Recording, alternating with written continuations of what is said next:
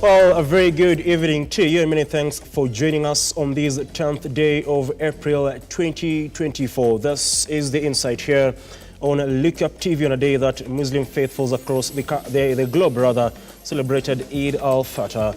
Now, you can watch this bulletin live on our Facebook and YouTube pages at Lookuptv. I am Ian Kitani and our sign language interpreter is Felista Adundo. Let's get straight into it. And Muslim faithfuls across the world today celebrated Eid Al Fitr, marked with worship and festivities. As Martin Masharia now reports, the day was characterized by spreading love and sharing with the needy. Assalamu alaikum wa rahmatullahi wa barakatuh. Hiyo salamu nimetolea Waislamu wote dunia ya Kenya. Muslims around the globe are celebrating Eid Al Fitr, marking the conclusion of the holy month of Ramadan. The festival, also known as the Feast of Breaking the Fast, holds immense significance in the Muslim calendar, and it is observed with devout fervor.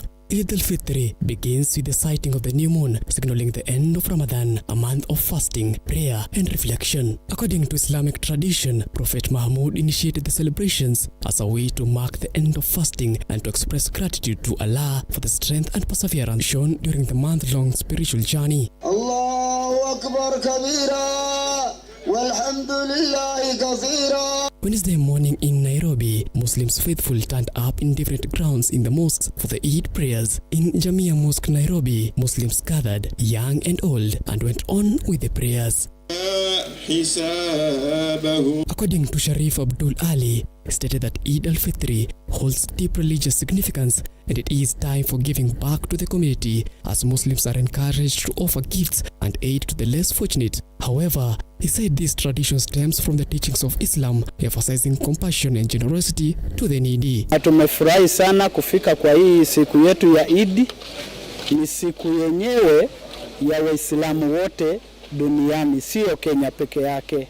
Ni sherehe ile ya Waislamu wenye wametumiza haki za kufunga za Ramadhan. Sasa leo ilikuwa ni tarehe ya kusherekea, na kusherekea kwa Waislamu sio kusema ati tutaenda kwa klabu. Hapana. Tunaenda tunaabudu Mungu, tunaenda kwa kiwanja, tunatoka kwa kiwanja tunarudi nyumbani, tunakula chakula na tunapeana na majirani, sio sisi wenyewe peke yetu, hapana. However, other Muslim faithful urge the significance of sharing among those in need, regardless of their faith. Mimi naambia Waislamu wenzangu kama mandugu zangu, tuwe tunashare na mandugu zetu pia wa Kristo na wale ambao wajiwezi, walemavu nini, ile kitu uko nayo kidogo mnashare, unagawia pia wale ambao hawana. Nawatakia wakuwe na sikukuu mzuri. Sema za mtume wetu Muhammad sallallahu alaihi wasallam ziwafikie Waislamu wote. As the Muslim faithful joins the world in celebrating this year's Eid Al Fitr after an entire month of fasting during the holy month of Ramadan, Lookuptv wishes you Eid Mubarak. Martin Masharia, Lookuptv, Nairobi. Thank you very much, Martin Masharia, for that particular story. But staying with those celebrations, thousands of Muslim faithfuls in the country thronged various open fields for special prayers to mark Eid Al Fitr, an important event in the Islamic calendar where faithfuls break their fast to mark the end of the holy month of Ramadan. Their clarion call was for the government to intervene and end the doctors' strike. John Matava paints a picture of how the celebrations went by across the country. أخرج المرعى الله أكبر. Men, women and even children gathered various points to conduct their prayers. Mombasa, Kisumu, Isiolo, Kisii and Samburu counties. Allahu Akbar. In Mombasa, thousands of worshippers gathered at the mosque for morning Eid prayers. Former Mombasa Governor Hassan Joho called on the government to resolve the ongoing doctors' strike and treat with urgency and priority. For me, there cannot be any other meaningful discussion that should be undertaken at this point, but rather resolve the issues of the doctors, first of all.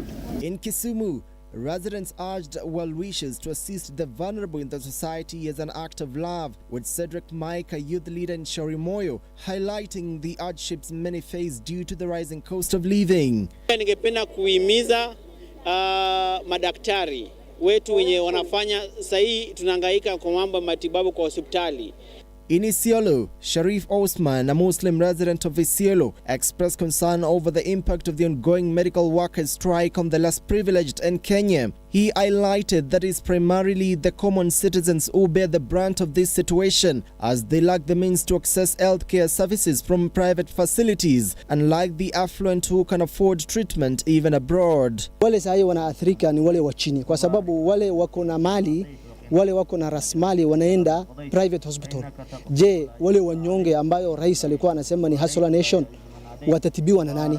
Muslims in Kisii County celebrated the end of the month-long religious Eid Al Fitr by urging an end to political conflicts among elected leaders. Sheikh Mohammed Omar Mahamoud expressed concern that leaders from the same community couldn't collaborate for the benefit of the residents. Ni jambo muhimu kwa hawa viongozi wetu wote kwa jumla, kila mmoja kuweza kumheshimu mwenzake juu ya cheo ambacho kwamba alicho nacho. In Samburu County, members of the Muslim community advocated for peace and called for an end to the senseless killing of innocent people. Sisi kama Waislamu tunataka tupate amani katika kaunti yetu ya Samburu, na vile vile kama Waislamu tunaomba hii kaunti alhamdulillah inshallah tupate amani. John Matava, Lookuptv. Now, from celebrations to agony, and more than 30 families and traders in Makutano, Kirinyaga County have been left homeless after heavy rains damaged their homes. They are now calling on authorities to intervene as they blame poor road construction for the poor drainage causing flooding in their homes. As the heavy downpour in parts of the country continues to cause a wave of destruction, residents of Makutano in Kirinyaga County are counting huge losses after floods destroyed at least 30 homes. The angry residents blamed the flooding on the contract of Canal Marwa Dual Carriage for failing to unblock culverts despite writing several letters to help. Shida maji yote ya Makutano town mpaka Eastern yote imeelekezwa pande hii ya Kirinyaga. Sasa ndio tunashindwa. Mchana tulikuwa tumeongea last season wakuja wajua ile drainage venye wataifanya maji ende kwa mto, lakini imejirudia na wanjafanya hivyo. Hata usiku hatujui tutafanya nini. Led by Simon Gore, the residents have called on Kirinyaga leaders to intervene and accord them a decent living. Kuja inatuvamia Kirinyaga.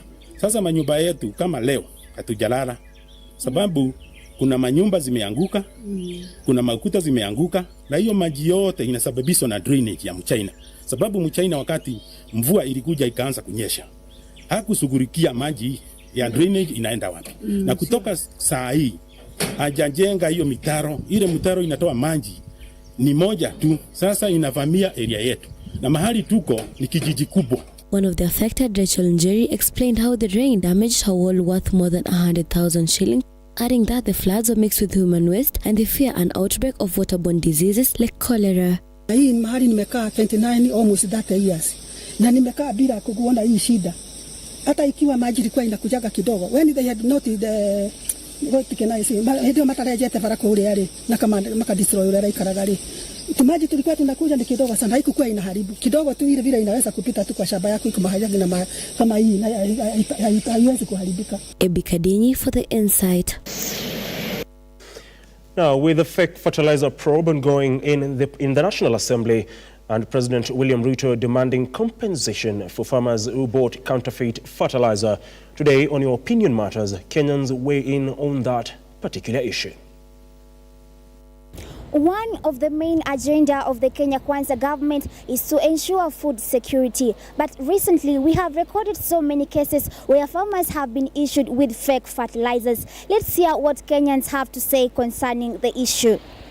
Fake fertilizer iko si ati hakuna, ni kitu iko na ni scandal ambayo imeingia katika nchi letu. KEBS na all the authorities yenye nahusishwa wa take it seriously na wa make sure kwamba Wakenya wanapata fertilizer ambayo inayofaa. Hatuamini ya kwamba kuna hiyo mbolea fake. Hata kama iko, hiyo ni scandal kama ile ilikuwa ya sukari ile tuliambiwa iko na mercury. Baada ya mambo kadhaa kutembea ikakuwa mercury iliwachwa hivyo na watu wakaikunywa, iko kwa mwili yao mpaka saa hii na tujaona walikufa. Hii scandal ya mbolea vile sisi tunaelewa hiyo fake fertilizer, mimi najua ni scam tu ile imeletwa ya kwamba ya kuchapa ile hii mbolea bei nafuu itoke, ndio ile watu walikuwa nauza bei ya juu izidi kuendelea.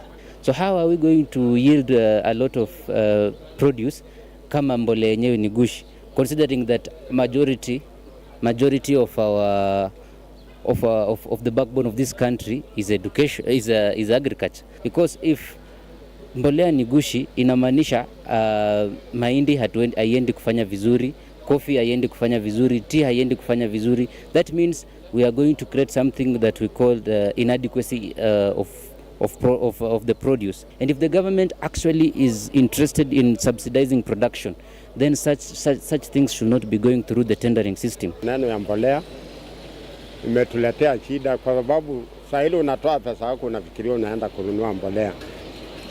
Unakuta mbolea ni mawe. Hii imetuletea aibu nyingine kubwa sana. Jila awai hatujawahi ona. Kwa sababu tangu tuzaliwe tulikuwa tunanunua mbolea, ukiona tu mbolea unajua hiyo ni mbolea. Those were some of Kenyan sentiments, where most of them have urged the government to compensate the farmers for them to continue with the farming process. Shamila Baraza, Lookuptv, Nairobi. Many thanks, Shamila Baraza, for that story. To matters health now, and as the doctors strike hit day 28 today, the New Democrats Party leader David Sudi has called on the government to step up and address the doctors' demands, noting that their services are crucial.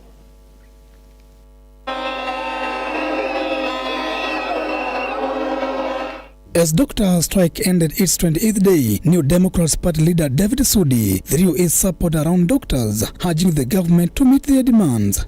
The doctor strike, they are demanding their rights, and I would like the president to listen to them, not to dismiss them.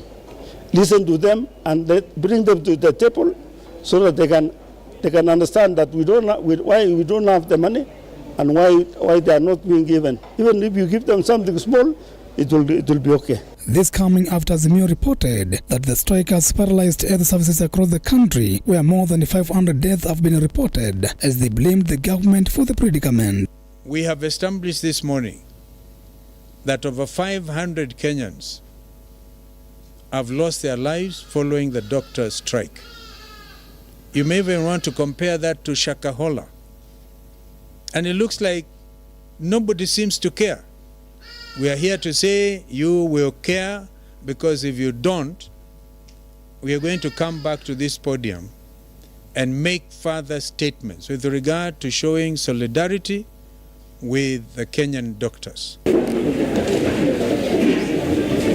Speaking early Wednesday at Woodley, Nairobi, during the launch of New Democrats Party leader David Sudi further supported the calls for the opposition leader Raila Odinga to the position of chairperson in the African Union.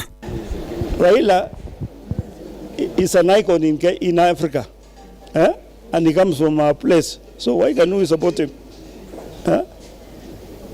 Raila has a name. And even if you call him, kila mtu atasikia. Ukisema ukitaji china Raila, kila mtu hata ile alikuwa nalala na amka. So it's a name by itself. So let us, just like Sudi. Sudi is also a very, very. Aaron Kinyamasio, Lookuptv, Nairobi.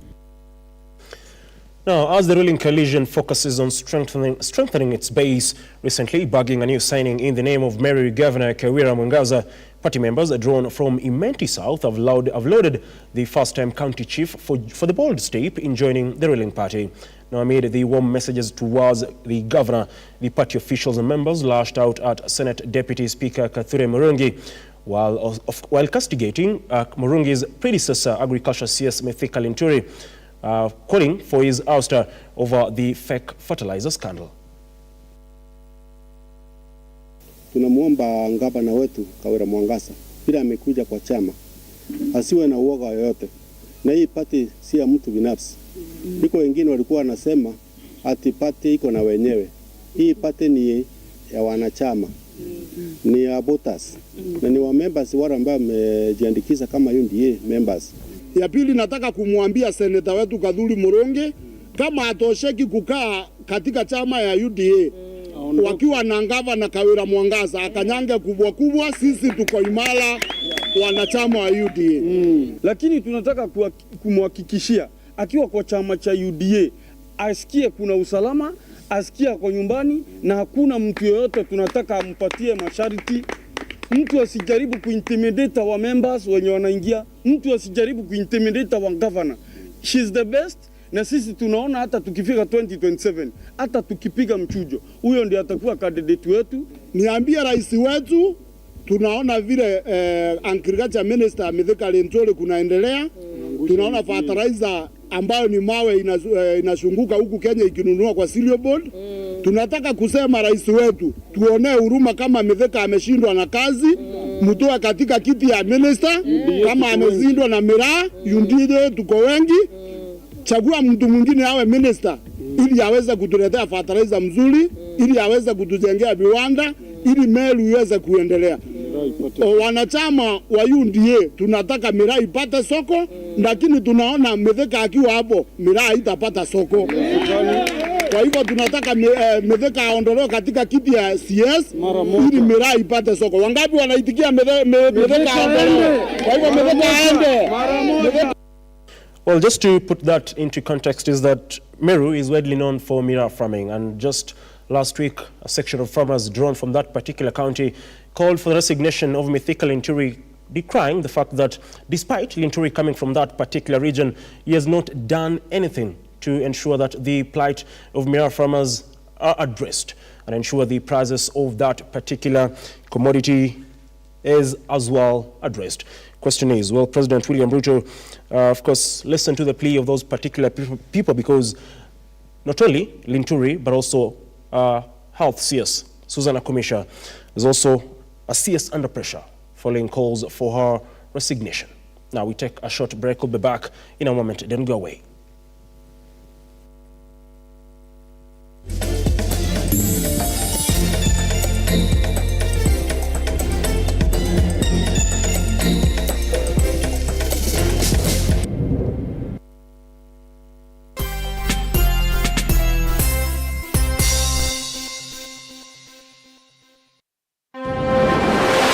Come, let us show you place spot to build your dream home in Baraka Garden, situated just 5.4 kilometers from Blue Post Junction along the Thika Gatura Road. Place finest with secure gated community, maji na stima iko on site. Usitans na stories za title deeds ziko ready. Plus, flexible payment plans and financing options. Pay 30% and clear the rest in installments. Get in touch, 20 site visit.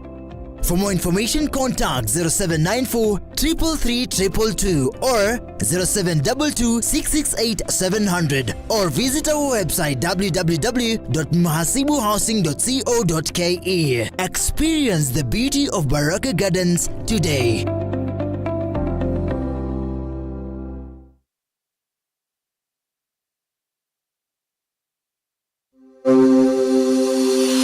Open University of Kenya, which was chartered on the 3rd of August 2023, aims to revolutionize higher education by breaking down barriers such as cost, previous exam grades, and geographical location through online open learning at the comfort of your home, job, etc., thus ensuring accessibility to education for all members of the society. In a nutshell, Open University of Kenya leverages technology to deliver education. Open University has brought a new dawn in the Kenya education system, where learners are able to access education in a flexible, affordable, and all-inclusive.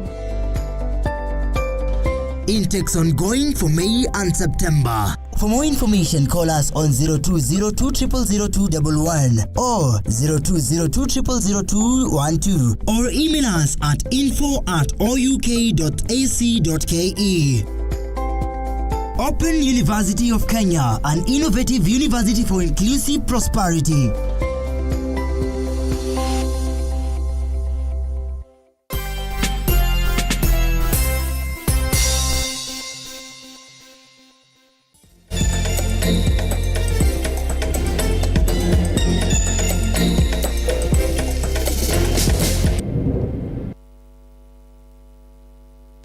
Let's continue with the bulletin now. The construction of the Menengai Forest fence has officially kicked off.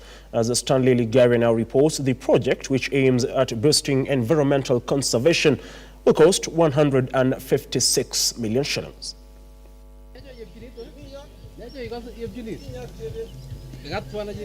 The Menengai Forest conservation efforts have been bolstered following environmentalist in charge of the fencing process, Alex Lemarcoq, who said construction of the 55-kilometer fence surrounding over 6,200 acres piece of land to be financed by the African Development Bank loan. Number one, to secure the forest boundaries and the beacons. Number two, to provide for natural regeneration so that we have an enhanced biodiversity arising from what we call protection for regeneration. And therefore we are going to have a good forest, what we call a natural environment. The project is estimated to cost 156 million shillings, aiming to control criminal incidents following the reported extreme disposal of people's bodies in the forest after they have been killed across different parts. The cost of the fence is about 100 million for the fence, that is one, and this being funded by AFDP. Is a loan to Kenya government. You know, beacons and GPSs don't lie. So where we find a GPS that locates a beacon, that is a beacon. And we do not argue about beacons. So if somebody has encroached, we will request that person to give way so that we can have our fence going on very well. So we don't expect any conflict because even the person who has encroached knows that they have encroached. The environmentalists have warned those who are planning to encroach on the part of the forest land and stated that conservation targets to upgrade cities for a clean environment under the Green Zone project. One of the biggest challenges we've been having in this particular forest is encroachment and degradation of the vegetation arising from the needs of the communities around here. Poverty levels are high, and therefore there has always been need for people to go in for firewood, for building material, sometimes also for grazing, and management has been quite unsustainable, and this fencing is offering a solution. Stanley Lugaria, Lookuptv. The Kenya National Drama and Film Festivals entered a day today with a beehive of activities at the University of Embu, which is hosting the high school, colleges and university categories, and Kangaroo School that is hosting the primary and junior secondary school categories. Onesmus Musonye tells us more. Day 2 of the 2024 National Drama and Film Festival saw hundreds of schools come together in Embu under the theme unlocking opportunities for social economic transformation through drama and film. Students from university, high school and primary showcased their skills.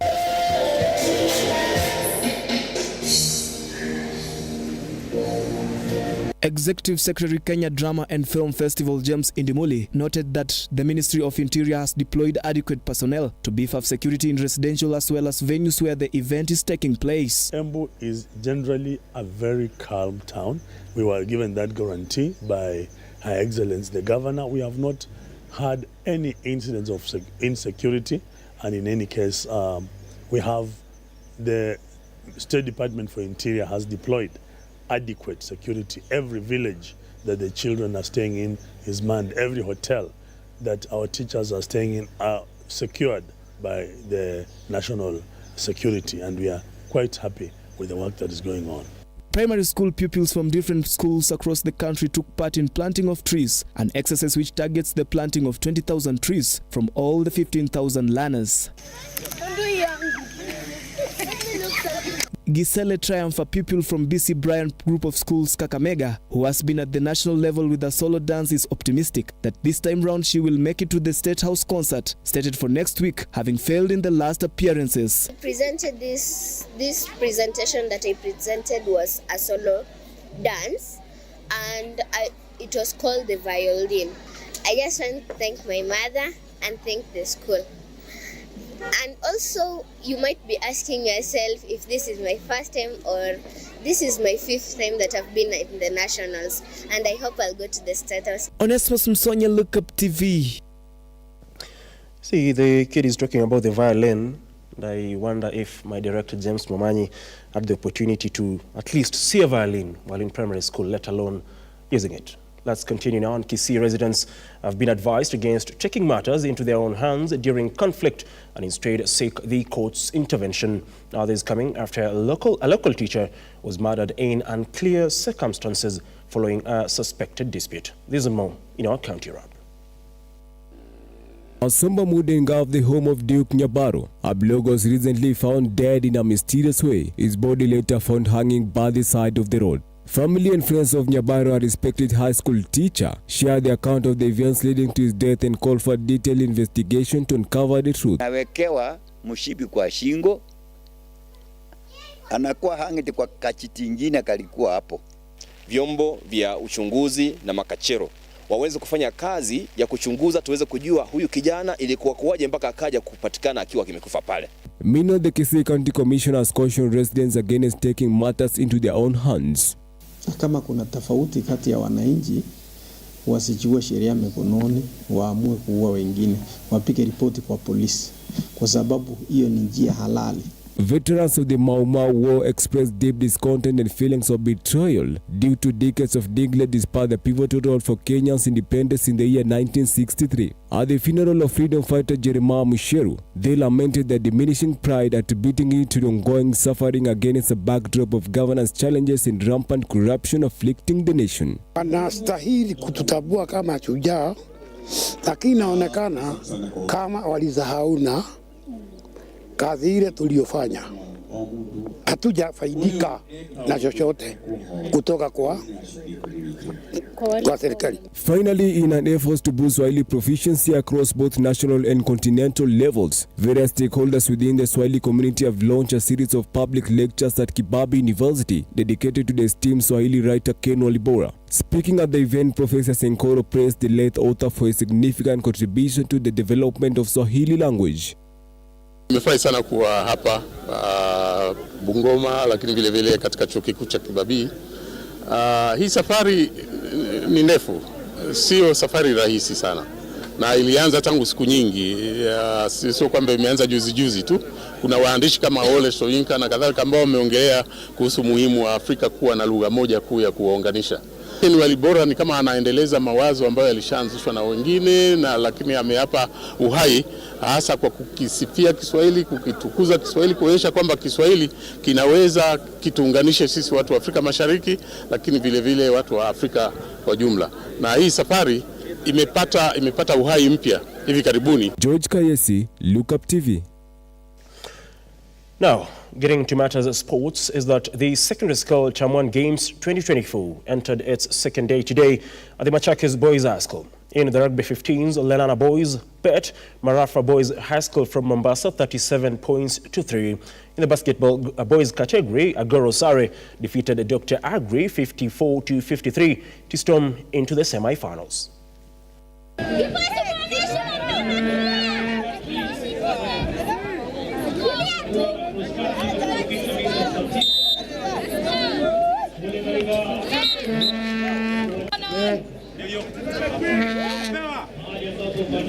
Sponsors, we are very delighted by the standards of play that we have witnessed since yesterday.